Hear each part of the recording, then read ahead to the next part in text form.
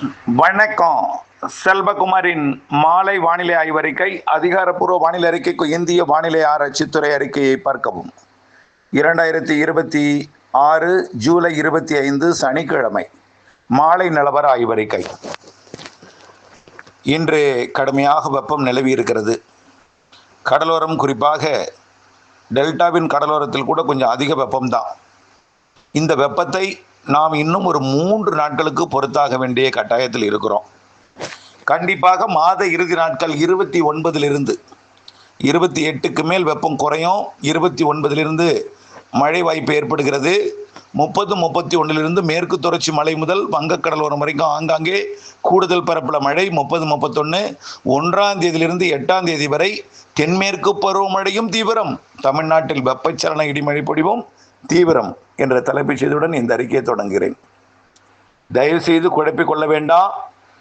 வருத்தம் பட்டு, அதாவது வெயிலை கண்டு அஞ்சு கொண்டிருப்பவர்களுக்கும், இந்த வெயிலை கண்டு நன்றாக சிக்கப் போகிறோம், எல்னினோ நாமை வறுக்க தொடங்கி இருக்கிறது என்று மனவேதனைப்பட்டு கொண்டிருக்கிறீர்களை, மனவேதனைப்பட்டு கொண்டிருக்கிற அனைவருக்கும் இதை சொல்லுங்கள். தயவு செய்து கவலைப்பட வேண்டாம். இவையெல்லாம் நிச்சயமாக மாறும். இன்னும் ஒரு 3 நாட்களில் மாறிவிடும். இம்மாத இறுதி நாட்களிலிருந்து தென்மேற்கு பருவமழையும் வெப்பச்சலன மழையும் தொடங்கி இருக்கிறது. தென்மேற்கு பருவமழை கேரளா எல்லையோரம் தொடங்கி தமிழ்நாட்டின் மேற்கு தொடர்ச்சி மலை மற்றும் களமாய் பகுதிகளுக்கு 31ஆம் தேதி வலுப்பெறும். 8ஆம் தேதி வரை தொடர்ச்சியாக இருந்து கொண்டிருக்கும்.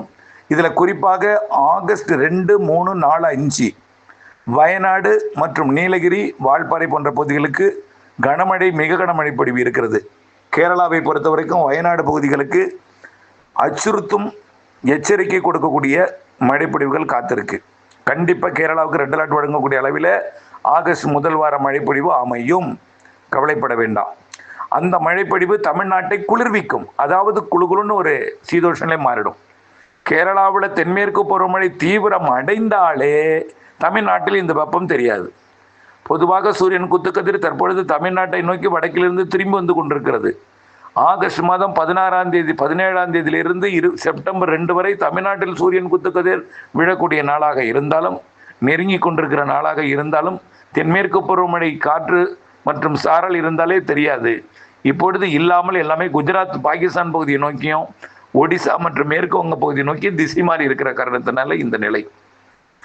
குஜராத் நிகழ்வு செயலிழந்ததும் வங்கக்கடல் நிகழ்வு நோக்கி, அதாவது ஒடிசா மேற்கு வங்க நிகழ்வை நோக்கி கேரளா வழியாக ஊடுருவி பயணிக்கக்கூடிய காற்றும், கிழக்குக்கு தெற்கு திசை காற்றும், அதாவது குமரி முனையிலிருந்து தமிழ்நாட்டின் கடலோரம் வழியாக வடக்கு நோக்கி பயணிக்கக்கூடிய காற்று வட இந்திய நிலப்பகுதிக்குள் நுழையக்கூடிய அந்த ஒடிசா மேற்கு வங்க நிகழ்வை நோக்கி தமிழ்நாட்டின் நிலப்பரப்பு வழியாக ஊடுருவி வட இந்தியா நோக்கி பயணிக்கும் பொழுது கிழக்கு காற்றும் மேற்கு காற்றும் சந்திப்பை ஏற்படுத்தி கடலோர மாவட்டங்கள்லையும் மேற்கு தொடர்ச்சி மலைப்பகுதிகளிலையும் நல்ல மழை பொழிவு கண்டிப்பாக கொடுக்கும். குறிப்பாக டெல்டா மாவட்டங்கள், வடகடலோர மாவட்டங்கள், ராமநாதபுரம் முதல் சென்னை வரைக்கும், திருவள்ளூர் வரைக்கும் உள்ள கடலோர மாவட்டங்கள்லையும், கன்னியாகுமரி முதல் நீலகிரி வரைக்கும் உள்ள மலையோர மாவட்டங்களுக்கும் நல்ல மழை கிடைக்கும். இதில் இடைப்பட்ட இந்த ராமநாதபுரத்துக்கு தெற்கக்கூடிய தூத்துக்குடி, திருநெல்வேலி மற்றும் கன்னியாகுமரி மாவட்டத்திற்கு மேற்கு தொடர்ச்சி மலையிலையும் மேற்கையும் நல்ல மழை இருக்கும். கடலோரத்தில் அளவான மழை இருக்கும். ராமநாதபுரம் தொடங்கி திருவள்ளூர் வரைக்கும் கனமழை காத்திருக்கிறது. தினசரி மாலை வந்தாலே மழை வந்துடும். சில இடங்களில் மதியமே மழை வந்துடும். சில இடங்களில் மதியம் மாலையும், சில இடங்களில் மாலை இரவும், சில இடங்களில் இரவு நள்ளிரவும், சில இடங்களில் நள்ளிரவு அதிகாலையும் மழை பொழிவை கொடுக்கும் கண்டிப்பாக. ஆக மேற்கு தொடர்ச்சி மலைக்கு அடுத்தபடியாக வங்கக்கடலோரம் வலிமையான மழை இருக்கும். உள்ளேயும் மழை இருக்கும். ஆனால் மலையோரமும் கடலோரமும் அதிகம் இருக்கும். ஆந்திர எல்லையோர, கர்நாடக எல்லையோர மாவட்டங்கள் தொடங்கி வங்க கடலோரம் வரைக்கும் வெப்பச்சலனத்துடன் கூடிய தென்மேற்கு பருவமழையும், கேரள எல்லையோரம் வலுவான தென்மேற்கு பருவமழையும், மலைகளில் அணைகள் நீர்பிடிப்பு பகுதிகளில் வலுவான மழைப்பொழிவையும் கொடுக்கும். வயநாடு மழைப்பொழிவு கபினி அணைக்கு நீர்வரத்தை கொடுக்கும். நம்ம ஏற்கனவே வயநாடு அதாவது கபினியோட நீர்பிடிப்பு பகுதி வயநாடு மழைப்பொழிவு கபினிக்கு நீர்வரத்தை அதிகப்படுத்தும். இதனால் கபினி அணை ஆகஸ்ட் 8 வரை பெய்யக்கூடிய அந்த அதாவது ஜூலை 31 ஆகஸ்ட் 8 வரை பெய்யக்கூடிய அந்த மழையால் கபினி அணை கண்டிப்பாக நிரம்புவதற்கு வாய்ப்பு இருக்கு. கண்டிப்பாக ஒரு 5 டிஎம்சி இருந்தாலே கபினி நிரம்பும். 11,500 கனஅடி 24 மணி நேரம் 5 நாளைக்கு கொடுத்தா, 11,500 கனஅடி 24 மணி நேரம் 5 நாளைக்கு கொடுத்தா கபினி நிரம்பிடும். அப்படிப்பட்ட வாய்ப்பு நன்றாகவே பிரகாசமாகவே தெரிகிறது. ஒரு நாள் 25,000 கனஅடி பெய்வதற்கு கூட சில நாட்கள் வாய்ப்பு இருக்கு. அது குறிப்பாக 2ஆம் தேதி, 3ஆம் தேதி, 4ஆம் தேதி பொறுத்திருந்து பாருங்கள். கன்னியாகுமரிக்கும் கனமழை இருக்கு. கன்னியாகுமரி, திருநெல்வேலி, தென்காசி மாவட்டத்திற்கும், விருதுநகர் மற்றும் தேனி, இதில் கன்னியாகுமரி, திருநெல்வேலி, தென்காசி மாவட்டத்திற்கு அந்த வால்பாறைக்கு தெற்குப்புறம் வடமேற்கிலிருந்து வரக்கூடிய காற்று வலுத்த மழை பொழிவை குற்றாலத்திற்கு வெள்ளப்பெருக்கையும் குளிப்பதற்கு தடை விதிக்கும் வகையில் ஆகஸ்ட் முதல் வாரம் ஆடிப்பெருக்கு தினமெல்லாம் கனமழை பொழிவாக அமையும். ஆடிப்பெருக்கு கொண்டாட்டத்தை மலையோரம் அருவிகளில் குளிப்போன்னு திட்டமிட்டிருந்தீங்கன்னா முடியாது. காரணம், அருவிகளில் குளிக்கிறதுக்கு தடை விதிக்கும் வகையில் நீர்வரத்து இருக்கும். அனைத்து மேற்கு தொடர்ச்சி மலை அணைகள்களையுமே இருக்கும். அதே போல் வயநாடு, குடகு பகுதிகளிலையும், அதே போல் மூணாறு போன்ற கேரள பகுதிகளிலையும் அச்சுறுத்தும் மழை, ரெட் அலர்ட் கொடுத்து சுற்றுலா பகுதிகளுக்கு தடை விதிக்கும் வகையில் மழைப்பொழிவு எச்சரிக்கையும் இருக்கும் கண்டிப்பாக. அதன் காரணமாக தமிழ்நாட்டின் அணைகள் நீர்பிடிப்பு பகுதிகள், சின்ன கல்லாறு, அதாவது சோலையார் அணை நீர்பிடிப்பு பகுதி, அதே போல் நீலகிரி மாவட்டத்தோட அவலாஞ்சி பகுதி, அதாவது பவானிசாகர் நீர்பிடிப்பு பகுதி, மாயாறு பகுதியில் இன்னும் கொஞ்சம் கூடுதலாக இருக்கும். அது நேரடியாகவே அது பவானிசாகருக்கு வருவதற்கு வாய்ப்பு இருக்கு, கொஞ்சம் நல்ல மழைப்பிடிப்பை கொடுக்கும். ஆனால் மேட்டூர், பவானிசாகரில் இப்போ நிரம்பாது. முதல் அணை நிரம்பும் என்று எதிர்பார்க்கப்படுவது கபினி. அதுக்கு அப்புறம்தான் கேஆர்எஸ் போன்றவையெல்லாம் நிரம்பும். அது ஆகஸ்ட் இறுதி வாரத்தில் நிரம்பும். அதாவது ஆகஸ்ட் 15லேருந்து பிக்கப் ஆகக்கூடிய மழை இடையில ஒரு 8ஆம் தேதியிலேருந்து 14ஆம் தேதி வரை ஒரு இடைவெளி கொடுக்கும்னு நினைக்கிறேன். 8லேருந்து 13 வரை. நாம் ஏற்கனவே 10லேருந்து 15 வரை 5 நாள் இடைவெளின்னு நீண்ட கால வானிலை அறிக்கையில் சொல்லியிருக்கிறோம். ஆனால் இப்போ 8லேருந்து 13 வரை என்று எதிர்பார்க்கப்படுகிறது. அதில் ஒரு 5 நாள் இடைவெளி கொடுத்து 14ஆம் தேதியிலேருந்து பிக்கப் ஆகி தொடர்ந்து அப்புறம் ஜனவரி வரைக்கும் மழை தான். இதில் தென்மேற்கு பருவமழை காலம் என்பது ஆகஸ்ட் 15லிருந்து அக்டோபர் 15 வரைக்கும், அதாவது 2 மாதம் 60 நாள் வலுத்த மழை இருக்கு.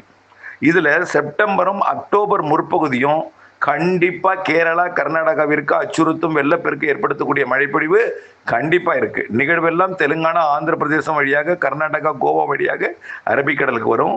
கேரளாவிற்கும் கர்நாடகாவிற்கும் அதிக மழைப்பொழிவையும், காவிரி நீர்பிடிப்பு பகுதிகளுக்கும், ஒட்டுமொத்த தமிழ்நாட்டின் அணைகள் நீர்பிடிப்பு பகுதிகளுக்கும் கேரளாவிற்கும் நேர்மழை பொழிவை கொடுக்கும்.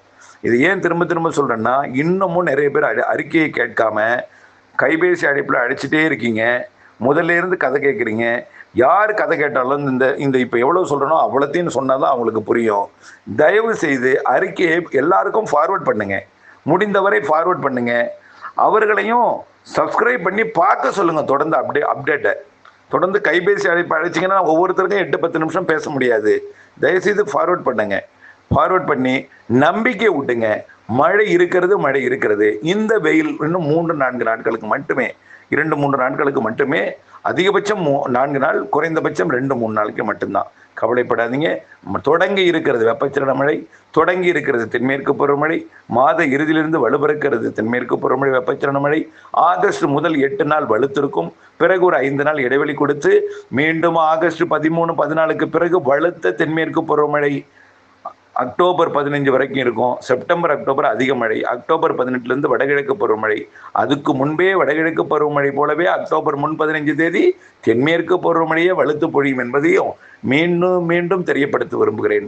எல்னினோ, சூப்பர் எல்னினோ இந்த வார்த்தையெல்லாம் தூக்கி எறிந்துவிட்டு மறந்துவிட்டு மழைக்கான முன்னெச்சரிக்கை, மழைக்கு திட்டமிடுதல், வடகிழக்கு பருவமழையில் நாம் பெய்யக்கூடிய மழையை சேமித்தல், பண்ணைக்குட்டை அமைத்தல், பண்ணைக்குட்டை அகலப்படுத்துதல், ஆழப்படுத்துதல், கரைகளை பலப்படுத்தல் என்ற பணியில் மும்முரமாக ஈடுபடுங்கள்.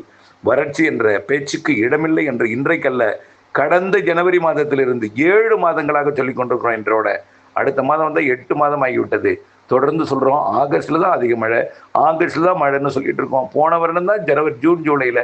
இந்த வருடம் ஆகஸ்ட் தான் சொல்லியிருக்கோம். அதுவும் ஆகஸ்ட் ஆடிப்பெருக்குகள் தொடங்கும் வழக்கமாக இந்த வருடம் ஆகஸ்ட் 15க்கு மேலே வரும்னு சொல்லியிருக்கோம்.